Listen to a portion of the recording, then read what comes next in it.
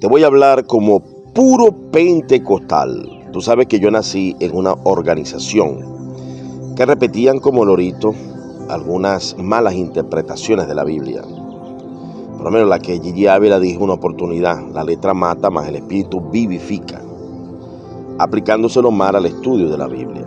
Entonces atacaban mucho al que leía mucho la Biblia, al que la estudiara mucho, porque la letra mata, decían ellos. Un error, por supuesto.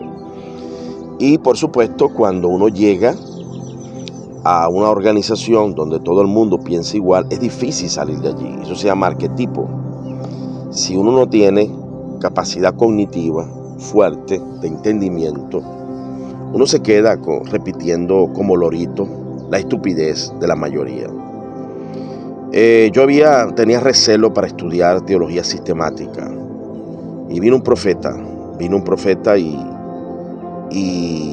yo estaba esperando que Dios me hablara de muchas cosas. Y recuerdo que me puso la mano y Dios lo usó en profecía. Primera vez que yo caigo al suelo y Dios me dijo: estudia.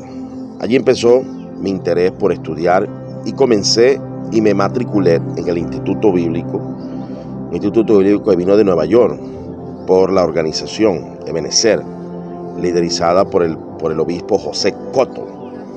Allí me introdujeron en la teología sistemática de Editorial Vida y de Editorial CLIE.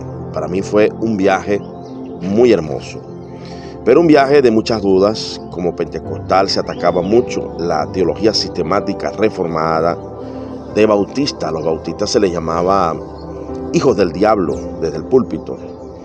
Entonces eso creó muchas dudas en mí. Yo he dado el testimonio de que quien me lleva a la teología sistemática es el Espíritu Santo, porque a través de muchos sueños y visiones, Él me fue corroborando qué hombres de Dios debía yo de escuchar con atención. Uno de ellos, el doctor Enrique Lang.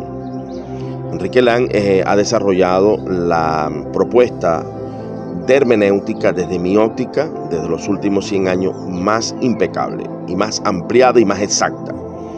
Aún así, la teología sistemática de las reglas de interpretación de Charles Hodge son muy buenas. Pentecost y otros más por allí, pero no he conocido otro que sea tan preciso que Enrique Lang, un filólogo de fama mundial, reconocido inclusive por un gran catedrático que era rebelde a los protestantes, Menéndez, y reconoce la gran sabiduría, lo calificó de filólogo, un hombre que dominó más de 13 idiomas, el doctor Enrique Lang, bautista. Introducción bíblica y hermenéutica. Entonces, desde hace casi 30 años, porque yo empecé a estudiar rápidamente, a los pocos meses de haberme convertido, porque Dios trató conmigo, estoy con esa sola regla. El apóstol Pablo habla de una sola regla, capítulo 3 de Filipenses, una sola regla, y que miremos los que así se conducen. Entonces tú tienes que elegir una regla hermenéutica para interpretar, para que no sea tu postura eisegesis, sino que sea exégesis. La exégesis es la exactitud de lo que se dijo para aquel momento, sentido usual y ordinario, primera regla de Lang. Segunda regla de Lang, el texto inmediato. Tercera regla de Lang, el texto menos inmediato. Cuarta ley, por qué se escribió. Y quinta, que es la más compleja, tú tienes que corroborar que esa idea sea corroborada de manera en paralelo con el testimonio del Antiguo y Nuevo Testamento, porque no puede ser un marcionista. Marción eliminaba el Antiguo y solamente miraba algunas cosas del Nuevo. No podemos mutilar la palabra de Dios. La verdad de Dios es un solo compendio, Antiguo y Nuevo Testamento, y están relacionados.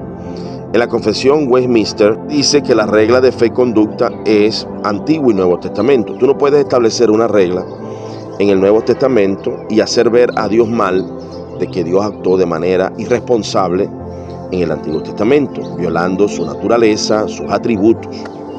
Entonces, hermano, basado en eso, deberías de estudiar bien Enrique Lang. El Espíritu Santo me ha dicho que ese es un escriba, ese es un sabio que Dios envió en los últimos tiempos para este caos de apostasía y de inferencias y de silogismos malignos y perversos, de hombres bien intencionados, mal orientados. Yo no dudo de tu fe, pero estás mal orientado en muchos aspectos, Por ejemplo, Romanos capítulo 13 te dice que tienes que estar sujeto a las leyes terrenales. Para aquel momento, las leyes greco-romanas. Las leyes greco-romanas siempre y cuando no te pedían algo que violara la palabra de Dios.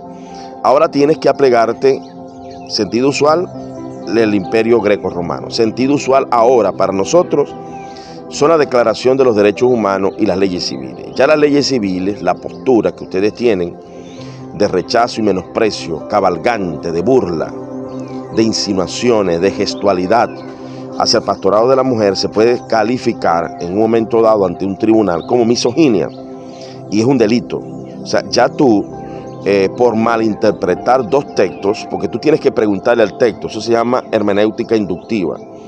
Dice el texto de allá de Timoteo y de Primera de Timoteo capítulo 2, 9 y 8, que la mujer no puede ser pastora. Dice el texto allá en Primera de Corintios 14, 34, que la mujer no puede ser pastora. No, el texto no dice eso. Y el texto manda callar a la mujer. Y en el principio de no contradicción, que es la quinta ley de Lang, no puedes contradecir la escritura con las escrituras. Si Pablo manda callar a la mujer, ¿por qué entonces la manda a profetizar? Entonces ese versículo no se puede aplicar para mandar a callar, mucho menos a una pastora. Y tú como pentecostal debes saber eso, que los dones se reciben por fe. No hay requisito para ser apóstol, porque es el Dios el que elige el ser apóstol. Es el Dios el que elige para ser profeta. Es Dios el que elige para ser evangelista. Es Dios el que elige para ser pastor y maestro. O sea que el que anhela apostolado, buena obra desea. No. El que anhela profeta, buena obra desea. No. El que anhela ser evangelista, buena obra desea. No, no se aplica allí. El que anhela pastorado, buena obra desea. No. El que anhela maestro, no. Son llamados directos. En cambio, el obispado, que desgraciadamente el clericalismo maligno y perverso introducido por Nicea, se fue agudizando hasta opacar completamente lo que el Espíritu Santo dice. Ahora no es lo que el Espíritu Santo diga. Ahora es lo que la organización enseña y establece, y el grupo de ancianos. Eso lo enseñó ese clericalismo cesacionista del Espíritu Santo, lo enseñó Nicea en sus 20 cánones. Entonces, bajo la premisa de que es el Espíritu Santo que elige, entonces cae la promesa de Joel. Es el Espíritu Santo que derrama sobre siervos y siervas. Bajo capítulo 12, versículo 12 de Primera de Corintios, allí está claramente los 9 dones y los ministerios, y eso lo reparte Dios como Él quiere. Ahí vemos claramente concatenado con Efesios capítulo 4, 11. Dios es el que reparte, hermano. Ya cuando Dios reparte atributos como se los dio a Débora, y ese es el testimonio que el talón de Aquiles de ustedes está en eso. Dios no puede contradecirse, una sola regla. Principio de no contradicción. Ya Dios le dio autoridad a una mujer en el Antiguo Testamento para todo un pueblo. Allá había sacerdotes, allá había, porque ella no era levita. Entonces quiere decir que una mujer puede gobernar sobre el hombre. Se cae entonces nuevamente la teoría que ustedes establecen. El gobierno que Pablo habla allí en estos dos versículos controversiales, Primera de Corintios capítulo 14, 34 y Primera de Timoteo capítulo 2, 9, 8 y 9, se establece sobre la autoridad del hombre sobre la mujer, y en eso no hay discusión. El hombre sigue siendo con ciertas regulaciones establecidas por el apóstol Pablo. Recuerda, Primera de Corintios capítulo 7, ya el hombre no tiene potestad sobre el cuerpo tampoco. Quiere decir que hay limitantes para el gobierno del hombre hacia la mujer y de la mujer hacia el hombre. Entonces, ya el hombre no tiene potestad sobre su cuerpo. La palabra, la traducción correcta es autoridad. Ya el hombre no tiene autoridad sobre su cuerpo, es la mujer. Entonces, sí hay limitaciones. Jesús puso limitaciones que debemos de amarlo más a él que al hombre en el caso de las mujeres. Quiere decir entonces que cuando el hombre desobedece, la mujer está en la obligación, basado en lo que Jesús dijo, de desobedecerle cuando le pida algo en contra de la palabra de Dios.